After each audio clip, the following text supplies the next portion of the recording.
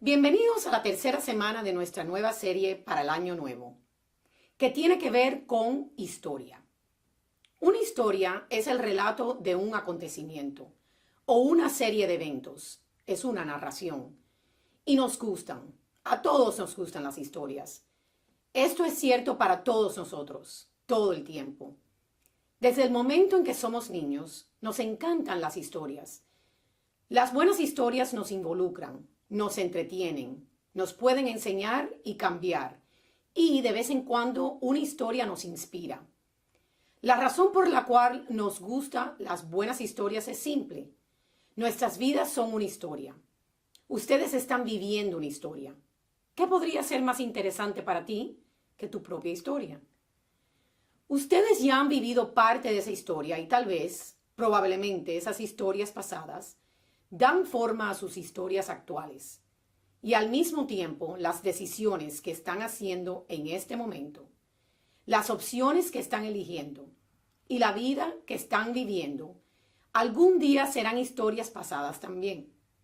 Un día, este momento de tu vida y como has elegido vivir, será una historia que le contarás a tus hijos o que otras personas dirán acerca de ti. Ahora, cuando vemos una película, cuando leemos un libro que nos presenta una historia, vemos a los personajes tomar decisiones y eligiendo opciones. Y tenemos una perspectiva sobre la historia más grande que tal vez ni siquiera los mismos personajes tienen. Tal vez entendemos toda la historia de una manera que los personajes no lo hacen. Y entonces tenemos un mayor conocimiento de cómo un personaje debe actuar o las decisiones que deben tomar. Y eso es exactamente lo que muchas veces no tenemos cuando se trata de nuestras propias historias. Muy a menudo tomamos decisiones sin una comprensión de cómo se conecta con todo lo demás que tenemos que hacer. Podemos caer en las mismas elecciones tontas y ciclos de malas decisiones, una y otra vez, simplemente porque estamos operando en la oscuridad. Y muchas veces no tenemos a nadie a quien culpar, sino a nosotros mismos. Porque nunca nos hemos detenido lo suficiente como para entender nuestra propia historia y cómo la actual encaja con el pasado. De hecho, se desprende de ella y luego, inevitablemente, se mueve hacia adelante en el futuro. Nunca nos hemos detenido lo suficiente como para considerar que nuestras historias son importantes. Tu historia es importante, es muy importante. Tu historia importa, pero tal vez no de la manera en que se podría esperar. Tu historia no es importante debido a ti, es importante porque es de Dios. De hecho, no me gusta tenerte que decir esto, pero tú ni tan siquiera eres el personaje central en tu propia historia. Dios es la figura central en tu historia. Tu historia es importante porque es de Él y el papel que Él desempeña en tu historia. Y tú nunca entenderás tu propia historia a menos que y hasta que entiendas el contexto de la historia más grande que Dios nos está contando. La opción que tenemos es escoger entre vivir solo dentro de los estrechos límites de tu propia pequeña historia o unir tu pequeña historia a la más grande de Dios. Dos enfoques muy diferentes en la vida, proporcionando dos resultados muy diferentes. La semana pasada empezamos a buscar el comienzo de nuestra historia. Nosotros no formamos el comienzo de nuestras historias. Los años más formativos de nuestras vidas y la niñez se eligen para nosotros. Dios escogió las cosas para nosotros. Nosotros no determinamos cuándo o dónde nacimos, o dónde estábamos en el orden de nacimiento, o tantos temas importantes de nuestra niñez. Sin embargo, nuestra niñez es una parte importante de nuestra historia. La semana pasada recomendamos que reflexionen sobre sus historias y cómo Dios los había formado. Los animamos a pensar y hablar acerca de sus comienzos. Pero el comienzo de tu historia no es la parte más importante de tu historia. Tu historia actual es mucho más importante. Y eso es lo que estamos discutiendo hoy. Para hacer esto, estamos leyendo el segundo capítulo del Evangelio de Juan. Y él nos cuenta la historia sobre el primer milagro de Jesús. Juan escribe: 3 días después hubo una boda en Caná de Galilea, en la que estaba la madre de Jesús. Invitaron también a la boda a Jesús y a sus discípulos. Esto es de Juan capítulo 2, versículos 1 al 2. Caná está a unas 5 millas al norte de Nazaret, donde Jesús creció. Así que esto estaba bastante cerca de la ciudad natal de Jesús. En ese momento, las bodas eran eventos grandes y por lo general duraban alrededor de una semana. Juan continúa: se terminó el vino y la madre de Jesús le dijo: ¿no tienen vino? De Juan capítulo 2, versículo 3. Así que todo va muy bien y luego la historia cambia. Hay un problema. ¿No siempre sucede esto en nuestras vidas? El problema aquí parece insignificante desde nuestra perspectiva, pero no fue así. La importancia de la hospitalidad en esa cultura era enorme. Realmente no tenemos nada con qué compararlo en nuestra cultura actual. Esta situación habría creado vergüenza pública para la pareja y marcado su posición en la comunidad en los próximos años. Un comienzo especialmente triste para su vida de casados. María sabe lo que está pasando y ella le trae el problema a su hijo. La Biblia nos dice que hasta este punto Jesús no había realizado milagros públicos, pero María sabe bien quién es Él y le pide que comience en ese momento. Él responde. Jesús le contestó: a ti y a mí, ¿qué, mujer? Mi hora todavía no ha llegado. De Juan capítulo 2, versículo 4. Esto suena muy parecido a un reproche, que es más o menos lo que es. Lo que Jesús reconoce en este momento, y esto realmente revela su humanidad. Una vez que Él haga este milagro, todo cambiará. Su vida, una vida que era relativamente tranquila y poco conocida durante sus primeros 30 años, está a punto de despegar y de aquí Él está en una vía rápida a la cruz. Si hace este milagro, todo cambia para Él. María sabe lo que pasa, así que ella lo empuja un poco. Su madre dijo a los sirvientes: haced lo que Él os diga. De Juan capítulo 2, versículo 5. Si lo piensas bien, es realmente María la que inaugura el ministerio de Jesús y deliberadamente determina que va a ayudarle a empezar. Así es como pasó todo. Juan nos dice: había allí 6 tinajas de piedra, de unos 100 litros cada uno, para los ritos de purificación de los judíos. Jesús les dijo: llenad de agua las tinajas, y las llenaron hasta arriba. De Juan capítulo 2, versículos 6 a 7. Esto fue un poco diferente porque las jarras no eran utilizadas para servir el vino, pero para el lavado de manos, que era una parte ceremonial de cada evento. Pero los sirvientes hacen lo que Jesús les pide de todas maneras. Y entonces Jesús dice, añadió: sacad ahora y llevádselo al maestro de sala. Y se lo llevaron. Tan pronto como el maestro de sala probó el agua convertida en vino, sin saber de dónde era, aunque sí lo sabían los sirvientes que habían sacado el agua, llamó al novio y le dijo: todos sirven primero el vino mejor, y cuando sea bebido en abundancia, el peor. Tú, en cambio, has guardado el vino mejor hasta ahora. De Juan, capítulo 2, versículos 8 al 10. El punto importante aquí es que Dios es clemente y una vida con Dios es una de abundancia. Jesús quiere que sepamos que una vida con Él es una de abundante bendición y celebración. Esta pareja va de la nada a una gran cantidad de lo mejor. El punto de inflexión de la historia viene cuando Juan nos dice: se terminó el vino. De Juan capítulo 2, versículo 3. Había un problema. En esta cena parece perfecta la celebración, pero hubo un problema. Se terminó el vino. La novia y el novio tenían un problema y no se lo dijeron a nadie.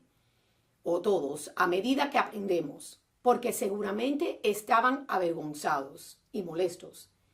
Ellos no se lo dicen a todos, pero se lo dicen a alguien, se lo dicen a María. Ella conoce los problemas de la pareja, ella sabe la realidad de su historia y lo que realmente está pasando. Al llegar aquí a la iglesia en el fin de semana, y si están casados, ustedes entran sujetándose las manos y sonriendo. La pareja perfecta o la familia perfecta. Lucharon mucho para llegar aquí, pero están aquí y ponen la cara que quieren que otros en la iglesia vean. La cara feliz de la familia. Se ve muy bien. Me refiero a un montón de gente con muy buen aspecto que vienen aquí a la iglesia cada fin de semana. Se trata de una iglesia de muy buen aspecto. En realidad es una iglesia mediocre con gente guapa, que es mucho mejor que ser una hermosa iglesia con gente fea. Tenemos una congregación de buen aspecto y un personal bien parecido. Hasta tenemos un pastor muy guapo. Pero debajo de la buena apariencia y buena ropa, sabemos que todos somos humanos. Y eso significa que tenemos problemas. Todos tenemos luchas. Todos tenemos miedos y frustraciones, heridas, complejos, dolor y problemas. Nuestras historias son historias en gran parte de dolor y problemas. No importa lo feliz que nuestra historia parece. Es muy probable que haya problemas. Yo estaba hablando con un chico hace unas semanas que al principio no quería hablar sobre su situación, pero luego empezó a derramar su problema. Él dijo, mi esposo y yo cada vez más no estamos de acuerdo con la disciplina de nuestros hijos. Y ahora ni tan siquiera podemos hablar sobre esto. Mis hijos y yo pasamos cada vez menos tiempos juntos, ya que a medida que han crecido, no quieren estar conmigo. Yo no confío en nadie en el trabajo y no tengo amigos, así que no tengo a nadie con quien hablar. Le respondí, ¿por qué no te unes a un grupo pequeño? Él dijo, yo sabía que ibas a decir eso.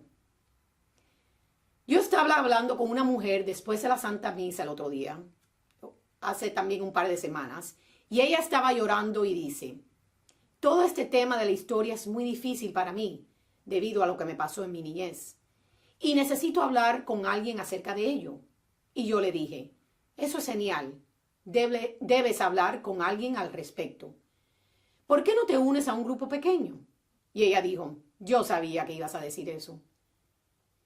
Quien quiera que seas, donde quiera que estés en tu historia, se necesita un grupo pequeño también.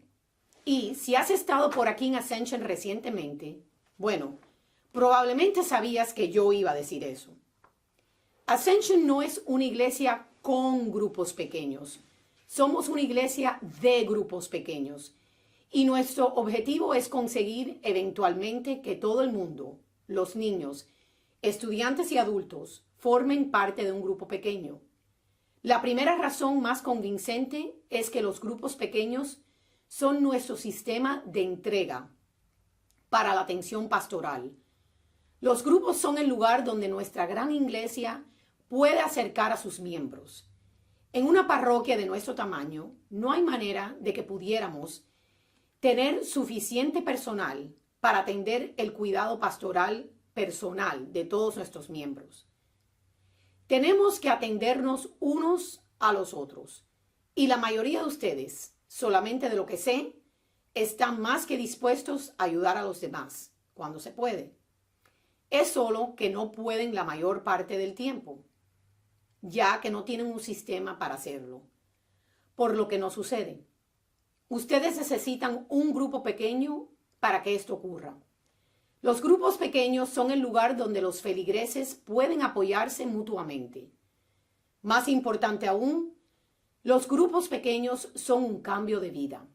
El ejercicio básico que estamos practicando, el venir aquí cada semana o más a menudo, no es para pretender ser perfecto.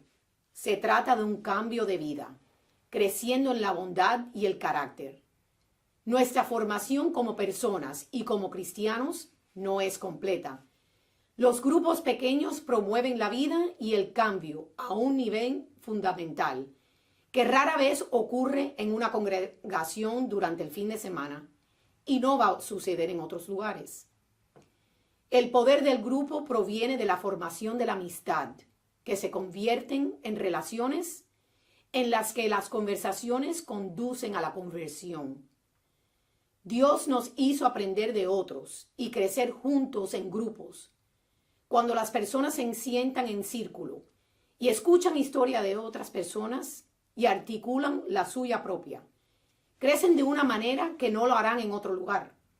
Los grupos pequeños resultan en un cambio de vida, pero el mayor cambio que estamos buscando, el cambio fundamental al cual nos estamos dirigiendo y la única razón por la cual nuestra iglesia existe, es crear y aumentar discípulos, estudiantes de Jesucristo. Los grupos pequeños son nuestras escuelas para el discipulado, que es donde se toma la palabra de Dios que hemos reflexionado en el fin de semana y hablar de ella con sus compañeros y luego aplicarla en sus propias vidas. Y es donde ustedes se mantendrán responsables de continuar haciendo eso, aplicando la palabra de Dios en sus vidas. La fe cristiana se debe celebrar en forma personal, pero no en forma privada. Sin la amistad centrada en Cristo, nuestro caminar de fe será sin duda uno más lento, uno menos constante y en los peores de los casos, una mentira. Cuando tenemos amistades en las cuales Cristo es la parte central, conectamos con Él de una manera que no lo haríamos por nosotros mismos. Crecemos en la fe relacional. Ahora, voy a seguir adelante y darle voz a lo que ya están pensando. Yo no tengo el tiempo. En verdad, ni yo tengo tiempo tampoco. Nuestros grupos pequeños están llenos de gentes ocupadas que han venido a reconocer que los grupos pequeños son un descanso del ajetreo, no un compromiso adicional. Simplemente no sería cómodo hablar con otras personas acerca de mi historia y lo que está pasando en mi vida actual. Y esa incomodidad es completamente entendible. Pero déjenme asegurarles que nuestra intención no es que los grupos pequeños sean grupos de terapia. Solo estamos hablando de conversaciones que llevan a la conversión y a cambios de vida. Cualquier incomodidad es superada rápidamente, como se van a dar cuenta. Hay crecimiento al otro lado de la incomodidad. Me crié católica y no sé la Biblia lo suficientemente bien. No me siento cómoda para unirme a un grupo de oración o a hablar acerca de la fe. Grupos pequeños no son estudios de la Biblia o cualquier tipo de estudio. Tampoco son los grupos de oración y ustedes nunca tendrán que hablar de cualquier cosa de la cual ustedes no se sientan cómodos discutiendo. Por lo general, los grupos comienzan con un tiempo de compañerismo, seguido de una presentación en DVD o por la internet, y seguido de preguntas que ofrecemos a llevar a su discusión en grupo. El líder o quien se sienta cómodo puede hacer una breve oración al final y eso es todo. Si me uno a un grupo, se verá como si tuviera problemas. Amigo, tienes problemas. Eso es exactamente el punto. Toda la historia que acabamos de leer cambia porque María sabía el problema de la pareja y lo llevó ante su hijo. Ella sabía su historia y en conjunto con Dios cambiaron la historia. Quien quiera que seas y donde quiera que estés en la vida, tienes tus retos. Algunos de ellos tal vez significativos, algunos aparentemente insuperables. Pero quien quiera que seas y donde quiera que estés en la vida, puedes cambiar tu historia. Puedes escribir una historia mejor. Es más fácil cuando tienes ayuda.